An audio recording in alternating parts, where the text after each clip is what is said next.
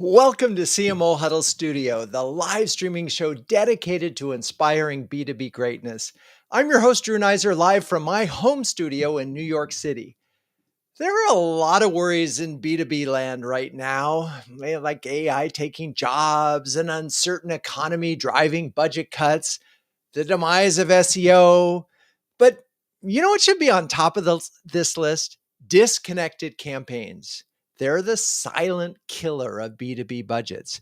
But here's the thing, when campaigns are truly integrated, with every touch point singing the same strategic song, the results aren't just additive, they're exponential. Today, we're diving into how the savviest CMOs are orchestrating campaigns that don't just reach their audience, they surround them with irresistible messaging that turns prospects into believers and believers into buyers. Sounds like a big promise, but we've got some amazing guests to get us through this. So, with that, let's bring on Kelly Hopping, CMO of Demandbase, and a returning guest who previously appeared on the show to discuss building the new marketing team. So, hello, Kelly. How are you and where are you today? Hi, Drew. Great to see you. I am in Austin, Texas today. All right. And I'm assuming you're fine. I mean, it's a little hot in Texas at this time of year. It's hot. We're mostly dealing with flooding, but now it's getting warm again. That's for Yeah. sure. Yeah. No, that's, I saw a video last night of flooding in Durham. I mean, there are a lot of places getting it. So, anyway, speaking of flooding, let's move to integrated marketing and how you build integrated campaigns at Demandbase. Where do you start? Yeah, I mean, I think that's a great question.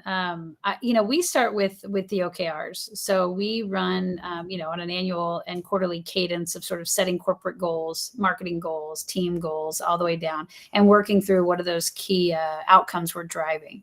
So we start with that, which is what are our revenue goals, what are our booking goals. We have to back that into what are our pipeline goals, and then back that into how much do we need to drive for marketing campaigns. So we start there. And then from there, we really ladder our programs to solve those goals. Those programs are typically based on some sort of problem that we're trying to solve. So understanding what our ICP wants, understanding what they're struggling with, what are their pain points. And it may be different. We may have multiple personas that we're going after, and they may have slightly different pain points. So we use that from Demandbase because we are, we drive signals out of our data, and we're able to understand sort of where people are struggling, what they want. Then we innovate. So then we kind of say, okay, this is the hook. This is where we want to, this is the anchor for this campaign.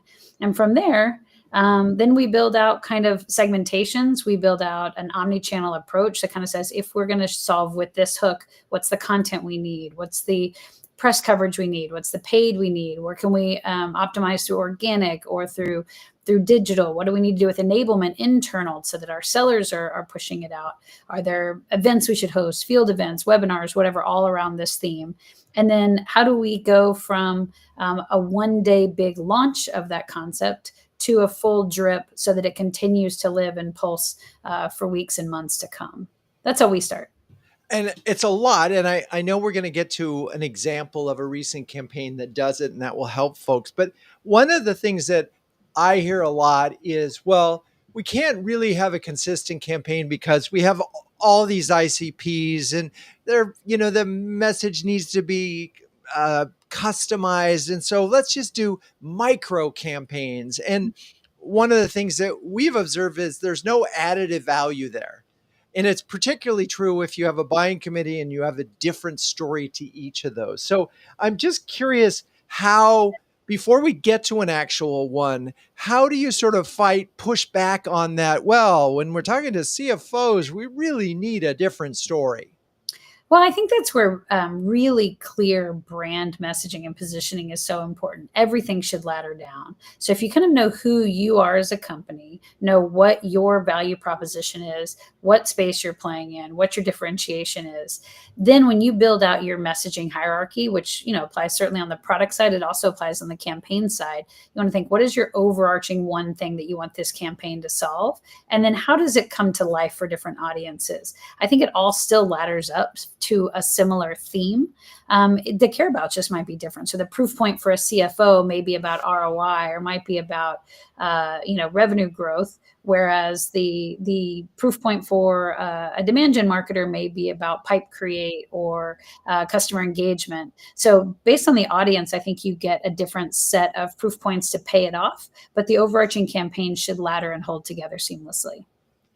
I love talking to marketers because you got to be good. I mean, you have to really, because they'll see the smoke from a mile away. You really. So let's walk through a recent campaign and talk a little bit about how you connected the dots across channels and teams. Yeah, I mean, one of the ones we're running right now, we're about to launch a multi-partner community, which is a demand generation community, but it's about taking the best of different audiences.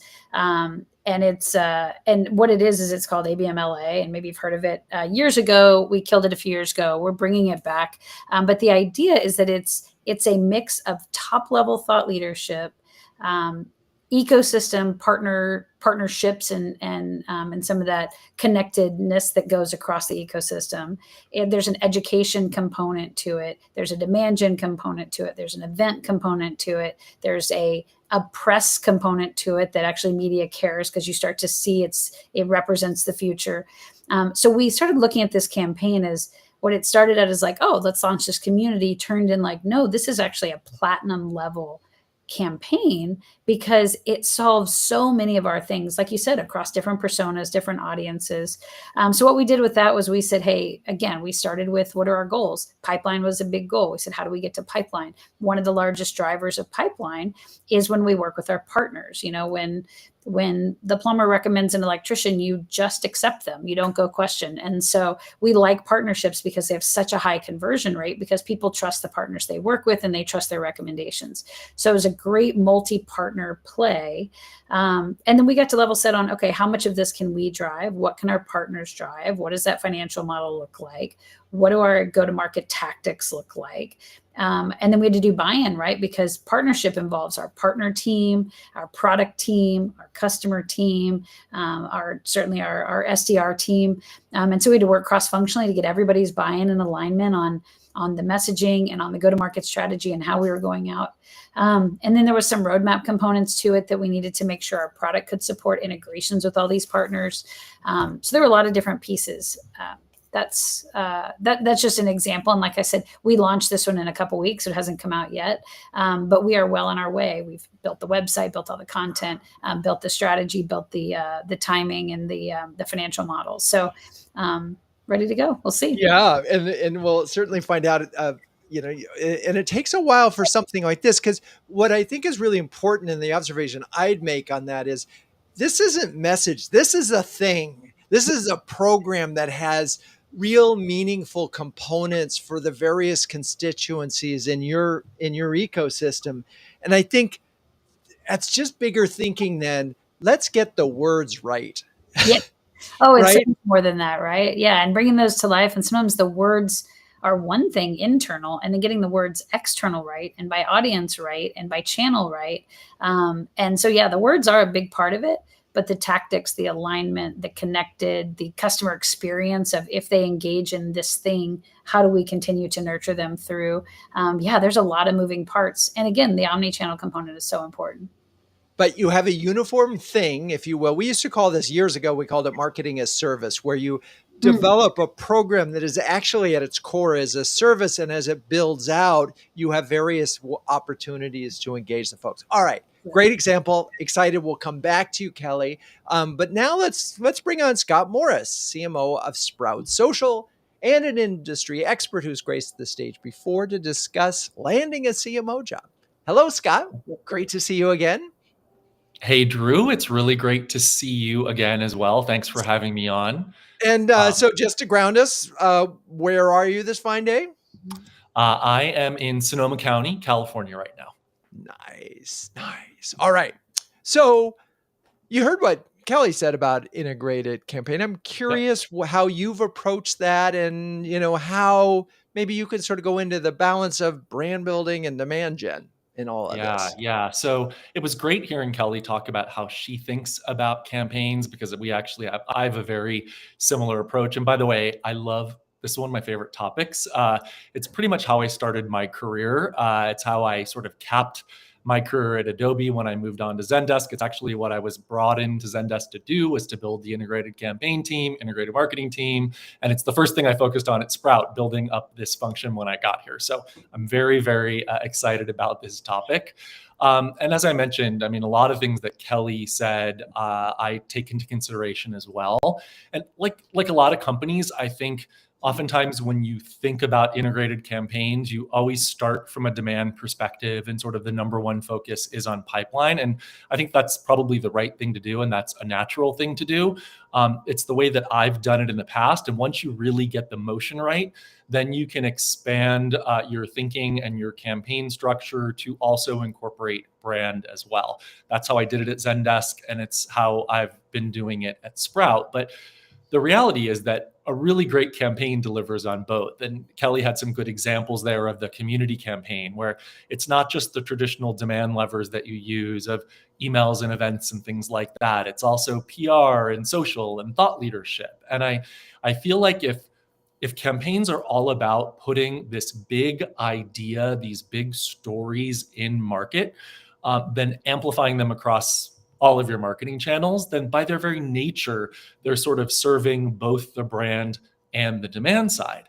And I think it all comes down to KPIs, which Kelly also talked about, right? Every marketer is driven by their KPIs.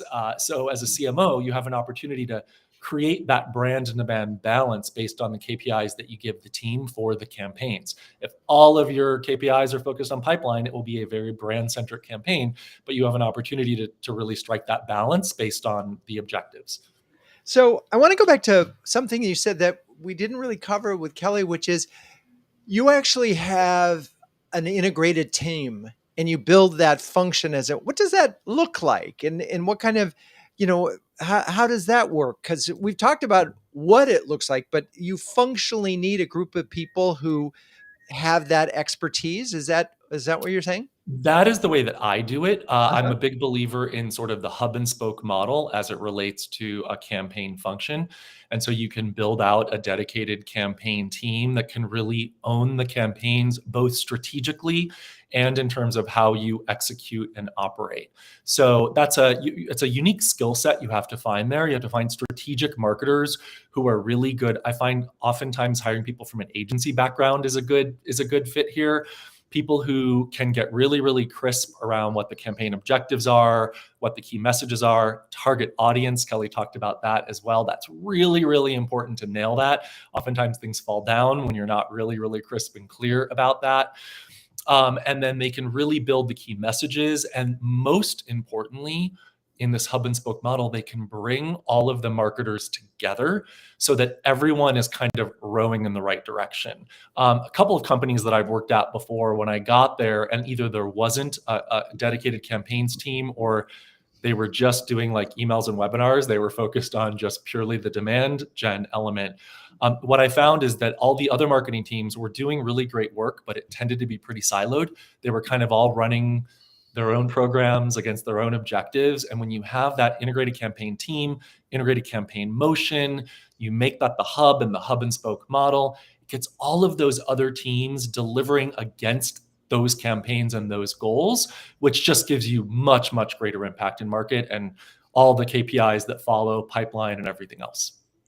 Interesting. And it makes total sense. And I was sort of, for the listeners, as we think about this, if you don't have an integrated, a team that is actually focused on integration, there is a really good chance you'll have disintegration. Right. I mean, That is true. That is and true. so, And it's hard for the CMO to always be the one to step yes. in and pull all of those teams together. So my experience doing this at 3 companies now has just shown me that the best way to do it is to have a dedicated team that can drive the strategy and be accountable for execution. And so bring this to life a little bit. Give us an example, perhaps, of a campaign that hits all of these check marks that you described. And you've now been at Sprout almost a year, close, maybe It's been 18 months, as a matter of 18 fact. So a months. year and a half. Okay. Feels So, like yesterday. all right. Well, so let's talk about something that you've brought to market in terms of an integrated campaign. Yeah. I think a good, a standout integrated campaign that I would want to highlight specifically from Sprout is basically that we moved from doing a bunch of sort of one-off marketing of individual features, because the product team is delivering a lot of stuff all the time. And so every time some new capabilities were released, we would do like a little bit of marketing around it. And as a result, it was a lot of little things. And I heard a lot as I was doing my listening tour when I joined Sprout, both from our own employees, our CEO, our product team, and customers, that they weren't aware, customers were not aware of so many of the capabilities, basically the problems Sprout could help them solve, that actually they had access to that. They just didn't even know it because there's just so much stuff coming at them at once. So one of the first things that I did is I introduced a quarterly launch program, right? Where we had a branded quarterly launch program. It became a major global campaign. It's probably our largest single, or one of our largest single expansion campaigns or motions of the year and of each quarter. And we really built a whole integrated motion around that. And it's shown really, really great results, like quarter over quarter. It's a blockbuster campaign from a pipe gen perspective. And then most recently, we actually centered the focus of that around a bunch of updates we made to one of our product lines, our integrated marketing product. And by really, really pulling that team together, being super, super crisp about the message, being hyper targeting in terms of making sure that we are targeting high fit customers with really clear positioning around value prop and around the capabilities, great enablement of sales, and having a great follow-up plan for the leads and the hand raisers, from whether that was the event or all of the associated programs that go with it. It's huge. It's integrated. There's PR, there's social, there's everything. It has been a really successful motion for us. And in particular, we've started layering in customer and partner voices, and that has been really critical. So the last one, we had Kroger and YouTube and a bunch of either big brands who are customers or brands who are partners. We also had a featured creator as well to really bring the story to life. And I feel like that combination of really, really strong targeting, compelling creative, of course, and aligned follow-up, aligned with the revenue team, is exactly what drives not only engagement, but really, really qualified pipeline. And it's great. And what I love is that so customer marketing, particularly if you're a software company where you have lots and lots of features. I love the fact that you sort of took away the drip, death by 1,000 paper cuts. I can't keep up with the email, and said, all right, we're going to do one big thing every quarter and really bring customers up to date. And what it enabled you to do is, I suspect, repackage those to either reinforce the current value proposition or expand it. And so you just, the whole notion of integrated marketing is to create 1 + 1 = 3 and not create smallness, but to create bigness. And it feels like that. And the other thing I'm just going to make a point of, a lot of times CMOs don't own customer marketing. And yet right now in a slow economy, that is how growth is happening. So you've really got to figure out how to do integrated campaigns. All right, Scott, that was amazing. Thank you. Now we're going to welcome Marni Carmichael, VP of Marketing at ImageSource, who has previously joined us on the show many times to shed light on sales enablement and coaching and developing talent. Hello, Marni. Welcome back. Hi, I am Drew. great. How are you? Thank you. Now, and where are you this fine day?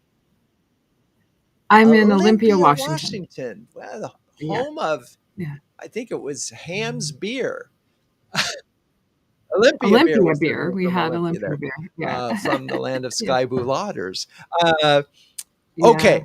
So you heard what Kelly and Scott had to say. What did that make you think of? And, keep us going, and then we'll come back to specifically what ImageSource had.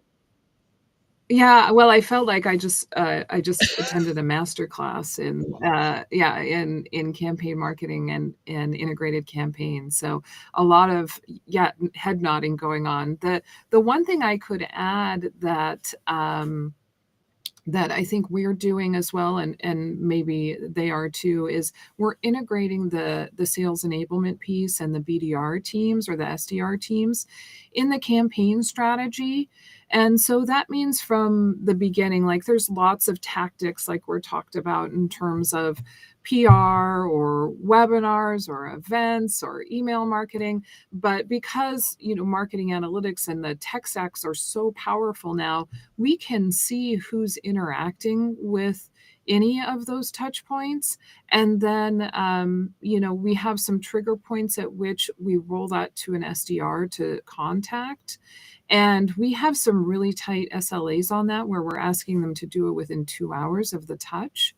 So I think that that's a powerful addition to the campaign strategy is, and both Kelly and Scott talked about making sure the right stakeholders and are informed of what the campaign is and are participating in the messaging and the launch initiatives. And then we have an execution phase for those players too. So they stay invested in the campaign.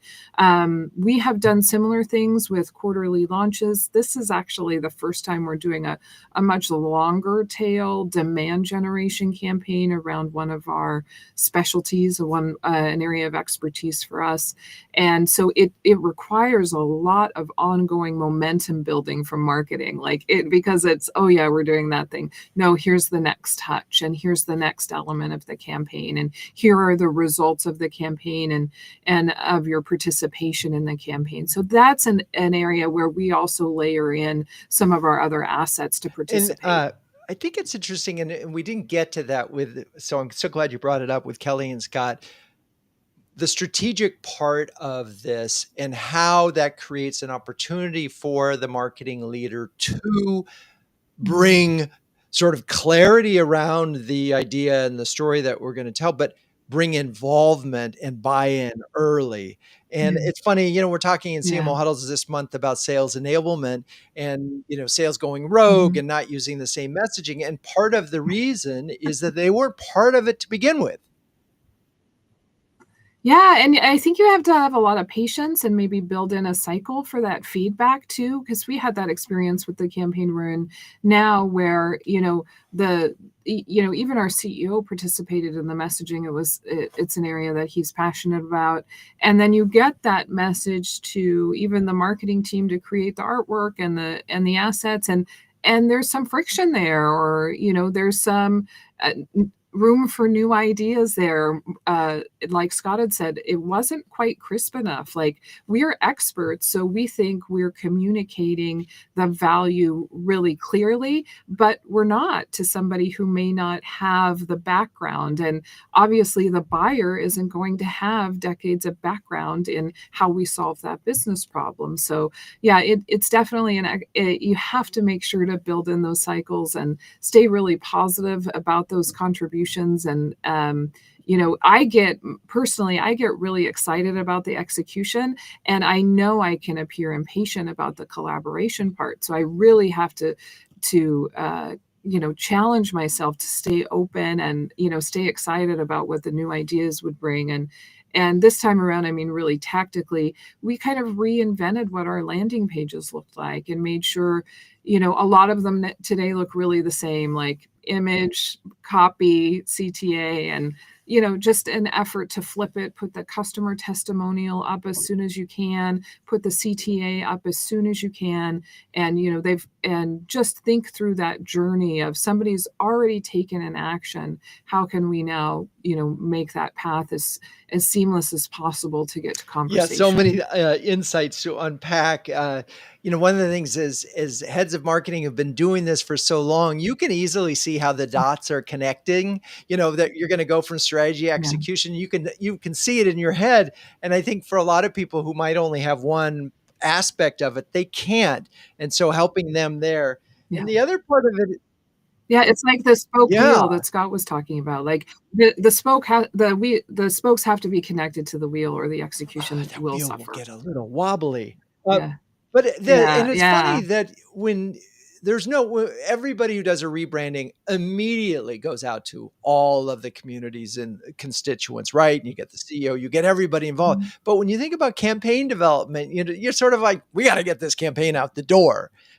So you're really talking about involvement early on. I think that's so important. Maybe you could give one example of a campaign and how it came together for you. Yeah, so we are in the midst of a long tail campaign now that we call Free Move, and we help organizations migrate their content to, either a cloud or a web-enabled workflow system. And in the past, those efforts for customers like ours take a long time, they're risky, they're expensive. And so the way we're approaching this campaign now is luckily there's a lot of market intelligence on who these people are, what platforms they have, where they are. And so we're really, breaking it into quarters in terms of creative, in terms of vertical targets, and then in terms of execution with that SDR and sales enablement phase. But, some background on why this campaign is and why now, it is something that we have seen historically when we do blog content or webinars or other forms of sales engagement like RFP response or RFI participation. That's where we really can succeed. It's not our favorite thing to do anymore. It's not cutting edge. It's not category creation, which is where I would time, but it is directly related to demand generation. At the end of that demand generation is revenue, and it's directly related to customer testimonials that we can continue to access and build from. So, those are data points that we talk about as an executive team, like what content's working, what more expertise do we have on that, how can we continue to bring that forward to our ideal customer profiles or our potential buyers. And so that's how the conversation about the campaign was really born. And some of that creative, that first pass at creative was then like nearly a full scrap after we started to bring in other spokes in the marketing wheel, other creatives. And then we also took a lot of time this time to run this through our SEO, SEM partners and execution partners to make sure the way we were messaging, the words we chose were going to be effective. And it's a bit of a conquesting campaign, which can have some price implications out there in ads and in SEO, SEM. So we then started integrating that feedback into the creative. So and because we knew it was long tail, we knew we'd have another pass at it, and we would start to iterate on some of that. But that's how the integration worked at the front end, and then you start sharing that out to through scripts, through emails, through execution with SDRs, and then you get the feedback from the account executives who are face to face with those leads and saying, hey, this is what's working and this is what isn't. How can we continue to sharpen up? Amazing. Okay. Lot to digest, and we are going to come back to this with lots more. It's time to talk about CMO Huddles. Launched in 2020, CMO Huddles is the only community of flocking awesome B2B marketing leaders. And that has a logo featuring penguins. Wait, what? Yeah, well, a group of these curious, adaptable, and problem-solving birds is called a huddle. And the leaders in CMO Huddles are all that and more, huddling together to conquer the toughest job in the C-suite. So Kelly, Scott, Marni, you're all incredibly busy marketing leaders. I'm wondering if you could share a specific example, if you feel like it, of how CMO Huddles has helped you. I'll go first. Just in this last huddle that I attended, I'm sorry, I don't remember the topic, but we got to really talking about AI tools and the marketing stack that was out there. And I took such furious notes on how and what people were using. And within, I'd say, less than 10 days, I implemented SalesSpeak. AI on the website, and I love it. And I love the results, and I love the way it's teaching me about my content too, and helping me focus. So that's what I love. Like even today, taking notes when Kelly and Scott were talking about, like, okay, now let me make sure that that's how my strategy is aligned, and let me make sure that's how I'm talking up to, managing up to the rest of the executive team on the value that my team is bringing. I love it. And by the way, we're using salespeak.ai on Renegade. I mean, on CMOHuddles.com. Yeah. So, and they're a partner of ours. And so Yeah. I'm so not a excited. commercial, just an example of, I hey, know, there's but no, it's lots of great. bits to And get by the out way, there. the whole month we talked about nothing but how CMOs are implementing and using AI. And it was not surprisingly our best attended huddles of month by far. So, Kelly, any thoughts? Yeah, I have a couple. One is I love the I guess it's the newsletter, whatever it is that comes and it's all the bullets. I literally read every single word and every single bullet because there are data points I use in speaking. Sometimes there are frameworks that I use and I pass along to my team. There are great moments when I just go, oh, sweet. Like I'm not alone in this. Other people are struggling with these same things. So it's this great kind of validation and feels like, okay, we're all going through this. We're all in this together. We're all struggling with pipeline or organic traffic or whatever it is.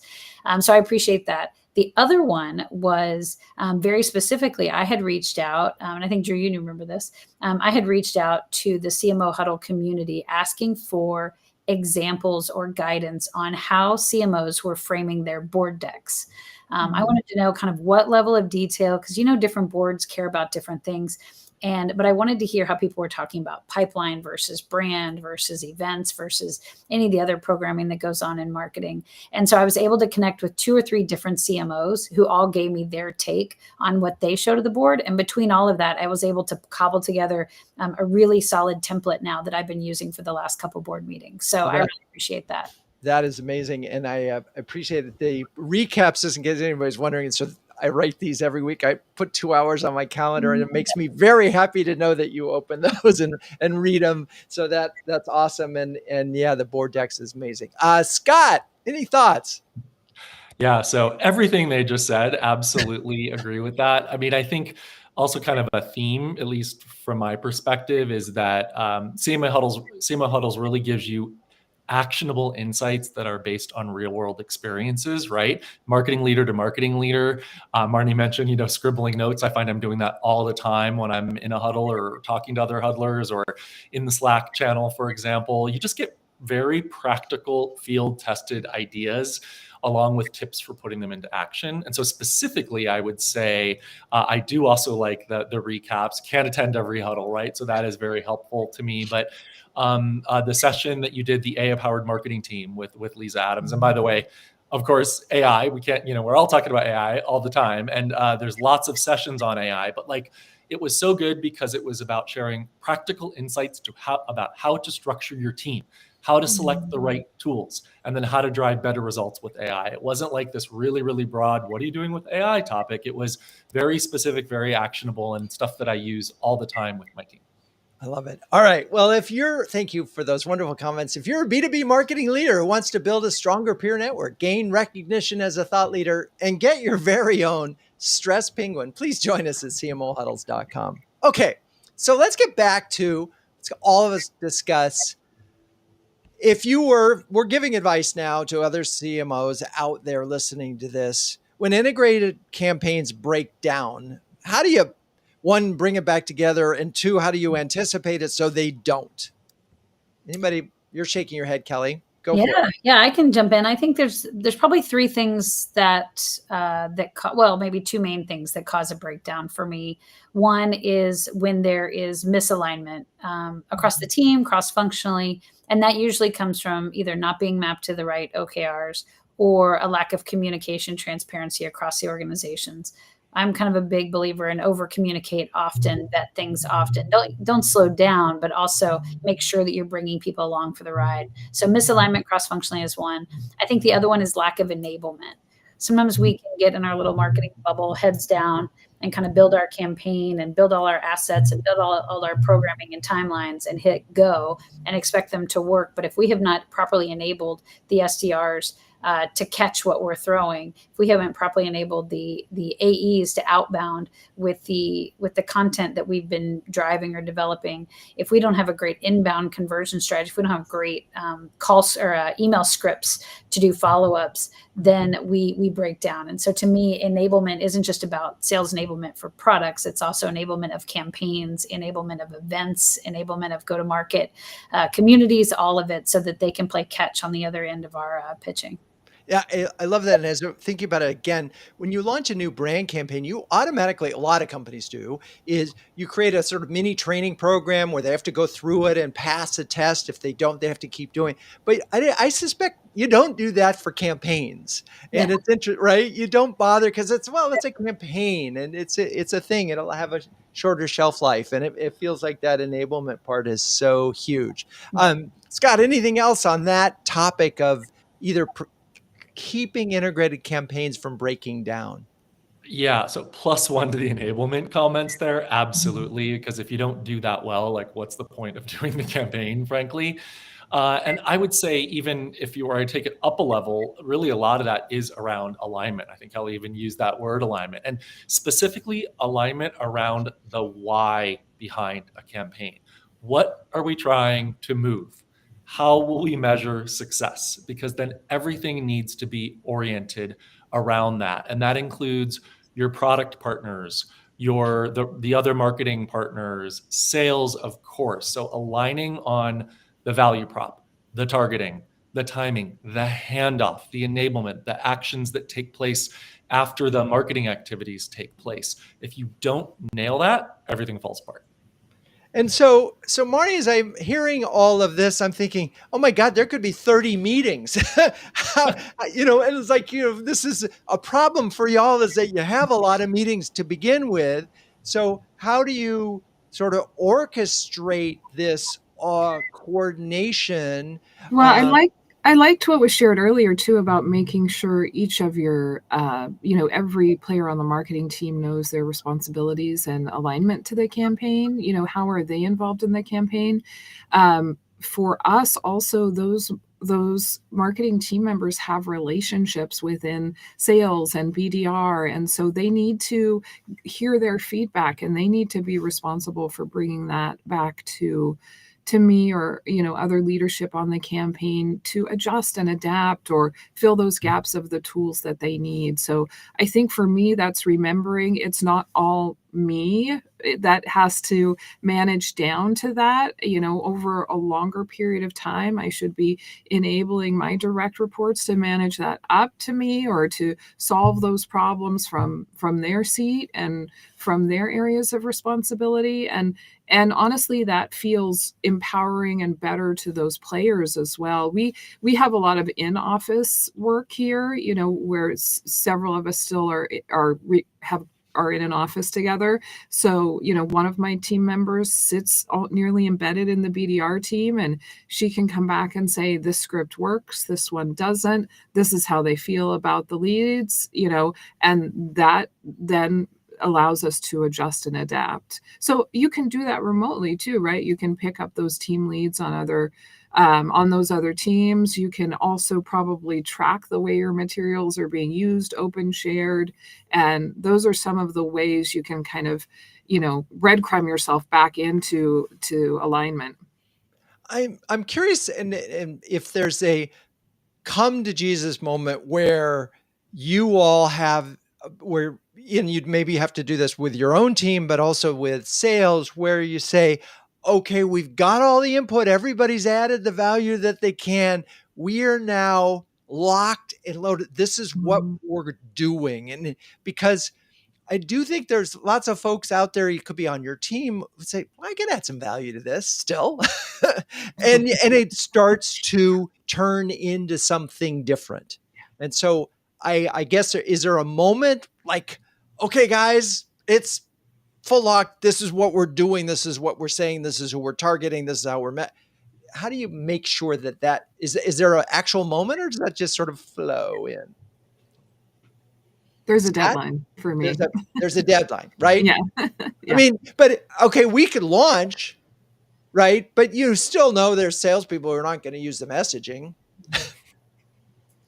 Does that ever happen? No, never. It's funny. That's what we're talking about this month in Huddles. And it's like, the salesperson who goes rogue.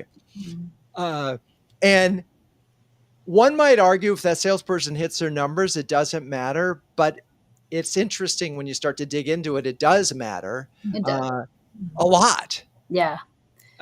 Yeah, right? It does. It tends to be with some of your seasoned sellers. They've seen success in some of the programs they've been running, or the way that they've been pitching the story, or the way that they've always been selling. And I think, and it does have some benefit, right? They're highly successful. They've got a track record. They have confidence in the way they deliver it. I think the risk sometimes comes in the fact that they're maybe not keeping up with the most relevant modern positioning of the company, of the portfolio. They're not keeping up maybe with the latest features and upgrades and things that you're driving. They're not on message with your campaigns. And I think that's the risk. I do love the kind of bullishness when sellers run, but it can come back and hurt on some of those. Now, there is learnings too, right? I often ask the sellers, pitch me the way that you sell, so that I can hear what works and what doesn't, so that we can also, thinking about flexibility in the messaging, are there parts of our campaign we need to go back and pivot a little bit because you've tapped into something that really works, and maybe we need to pull that through into the marketing. So I do think it's a give and take, but there is something to being on message that holds.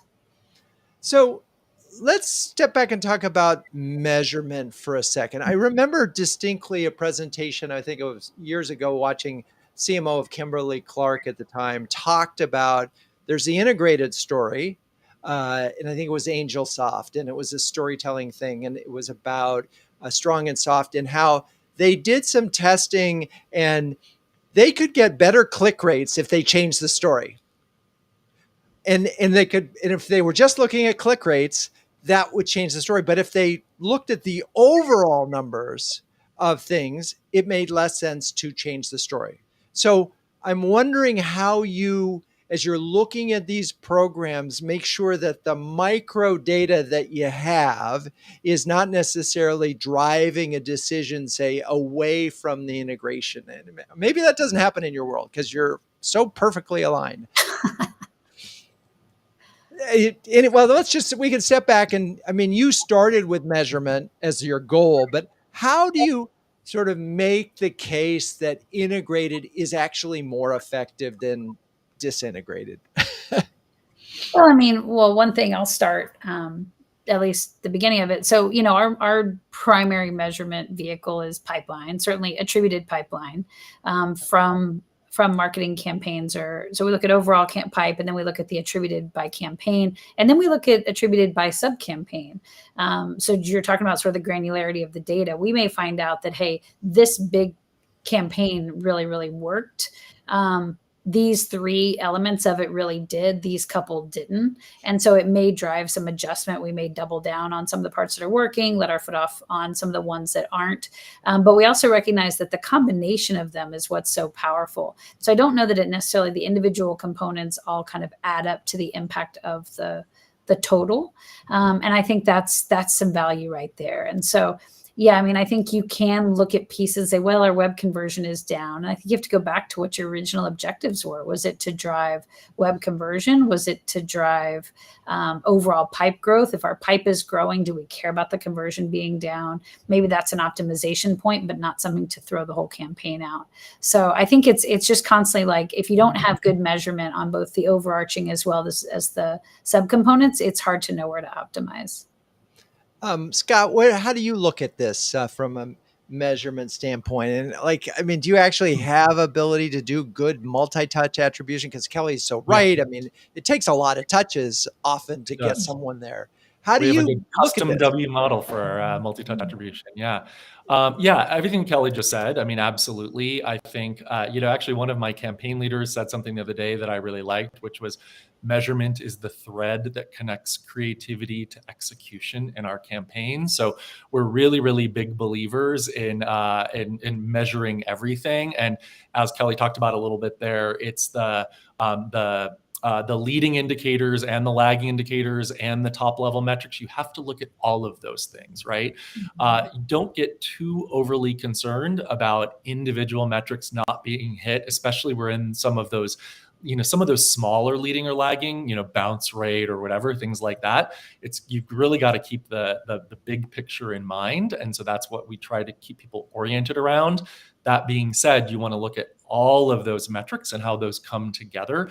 Look at those leading indicators to let you know whether you think that you're on track, and lots of testing and learning is a great formula for success, I think. So maybe you could give us a sense of a leading indicator versus a lagging indicator. My guess is that pipeline, like book, a booked revenue is a lagging indicator. But lagging indicator would be, that's exactly right. So you're going to have your pipeline, actually how that pipeline translates, and it's attributed pipeline, and how that translates to closed won revenue, at least in a B2B scenario as we have an ARR. Those are all important. Even conversion rates, I would actually put in the lagging indicator category. And then for leading indicator, it's engagement rate, click-through rate, bounce rate, all of those other things that help you understand whether the components of your campaign are hitting the mark. Because if they're not, you're not going to get those lagging indicators right. Interesting. Well, and what's so hard in this, and you mentioned you have a multi-touch model. I'm really curious about that, because there are so many different times where an email will go out and enable a response to happen on LinkedIn. They won't respond to the email, but they did respond to the LinkedIn, or a text. But it was in conjunction with an overall campaign. And I'm just curious how you, again, separate those. So when you go to do your next one, you say, well, this worked a little bit better than that. And from a combo standpoint. I'm not even sure how to answer that question. It's complicated, right? And it's imperfect, by the way. You brought up some great examples of where it's imperfect. Someone gets an email, then they go and they do something else. I remember when I was at Adobe working on the Document Cloud business, which is like Acrobat and Adobe Sign, which is like a DocuSign type solution for e-signatures. It was really interesting because like the number 2 product that would sometimes get attribution from our campaigns was like Photoshop. And you're like, but wait a minute, someone bought Photoshop when they got an email about Acrobat? That doesn't make any sense at all. So it's all really imperfect, right? But still important to look at all those things together.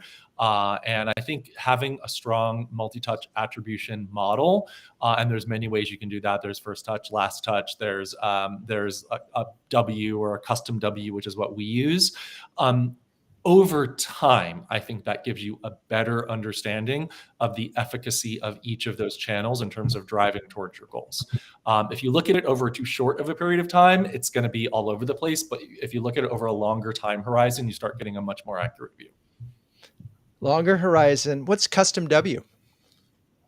Oh, that's just defining the different touch points that you have. Like, what are the different the triggers that will actually feed into attribution? So it might be contact creation, it might be opportunity creation, things like that. And so you can start to get a better sense of the marketing tactics that are actually driving the biggest contribution to ultimately getting those deals. Okay. We Marni, could probably do a whole session on attribution, which I know we can actually probably in, because I'm not a total expert in it, and but it's an important area to get right, especially in your conversations with sales, like what marketing drive for us, right? It's important that you can understand. It's true. Yeah, we need to get some marketing ops and rev ops people here, and some MMM or marketing model mix model people who really do this for a living to help us out. Marni, any more thoughts on when you look at measurement? Yeah, the only thing I would add, based on a lot of what Scott and Kelly have said, is, and your question reinforces the need for really all of those multi-touches, right? So somebody clicked on the email, but then responded on LinkedIn or responded by text, but you can see that they've interacted with your webpage. That's just reinforces to me that we need all of those touch types, because it's very difficult to predict across even an ideal customer profile or buying vertical how individuals are going to respond at any moment in time, and we have a kind of like opposing verticals where we focus on state and local government and financial services. One of those groups is very inactive on LinkedIn for the most part. And one of them is, more generally, more general participant. Well, if you get that state and local government person who happens to be active on LinkedIn, you need to be seen there too. So for me, I absolutely suffer from like what's working and how can we reduce our resources to focus on just those touches. But what I hear and see consistently is we're going to have to cover all Yeah, I those would just add, types. the customer journey is not as linear as we like to think it is, right? So those are great examples of that. No. Well, and Yeah. it's so funny. I think I saw something Yeah. from Forrester just this morning. I'm looking on LinkedIn feed. Just is uh, don't confuse customer journey and pipeline. They're not the same. The pipeline is what you want it to be, but customer journey is actual real life behavior, and they can be very, very different. Particularly now, as we see with LLMs. All right, so we've covered a lot of ground. I'm wondering if each of you could provide some final words of wisdom for other CMOs when it comes to integrated campaign and the strategies behind them. So we'll start in reverse order. Marni, you're up first. Okay, so I would say a couple of things about making sure your marketing team members are integrated to their counterparts in sales execution and to collect and collaborate on that feedback and iteratively improve your campaign.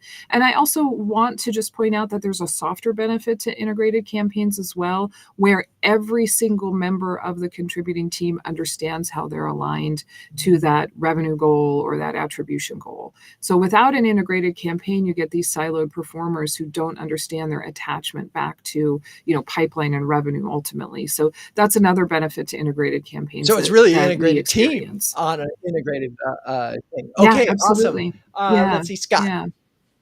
I would just reinforce what I had said earlier, which is I'm a big believer in having a dedicated campaign team and making them sort of the center of your marketing org. I just think that hub and spoke model that I talked about really, really works with the campaign team driving the key messages in market, and then all the other teams doing their part to support that message and that campaign and the overall effort, rather than doing their own thing or, worst case scenario, competing with it. We actually had that problem at Zendesk where we had a campaign team and we had field marketing team, and they were like competing for the same pipeline. It just didn't make any sense at all. So we brought those things together as one campaign. We mushed together all of their KPIs and said, you all own the bigger pipeline number and decide together how you're the best way to get to it. Yeah, it just so makes a difference. Again, I love this notion of you probably aren't going to get to integrated campaign without having people whose responsibility, and this is true with almost anything that you do. If there's someone that lives and dies and their job description is integrated campaigns, they're going to make sure it happens. And if you don't have that person, it's you. And that can be a real problem. Okay, Kelly, bring us home. Yeah, I would say my last one would be along Scott's lines of kind of planning and structure is, I would say, plan a quarter in advance. So we set quarterly themes for the whole year, and then we plan out a quarter in advance. So while we're running one, we're planning the next, and it helps those be cohesive. And the pieces that influence what that quarter is product roadmap, industry events, your own pipeline targets, anything else that you can map to that, partner news. And then the main thing I would say is when you kick off, I'd start with a small group. And I know Scott said campaigns team, which I think is a big one, but to us, it's typically a product marketing lead, a campaign leader, and a comms leader or content leader. And the three together can align and use their best expertise in their areas of their capabilities to come up with a recommended strategy and then bring in the larger team. And then I think you drive alignment from there. It's so interesting. Yeah, I think we talked a little bit about the importance of aligning with product and having them part of this. But and Scott spoke about that as well, is that if you're just pushing product out there all the time, you're not going to get to integrated campaigns. Well, thank you, Kelly, Scott, Marni. You're all amazing sports. And thank you for our audience for staying with us. Please join us in 2 weeks when we'll be talking about quick wins with Laura McGregor and Julia Goebel. Cue the music. CMO Huddles Studio is produced by Melissa Caffrey. Our production assistants are Laura Parkin and Ishar Cuevas. If you'd like to learn more about CMO Huddles, please visit cmohuddles.com. I'm your host, Drew Neiser, and until next time, keep on sharing, caring, and daring each other to greatness.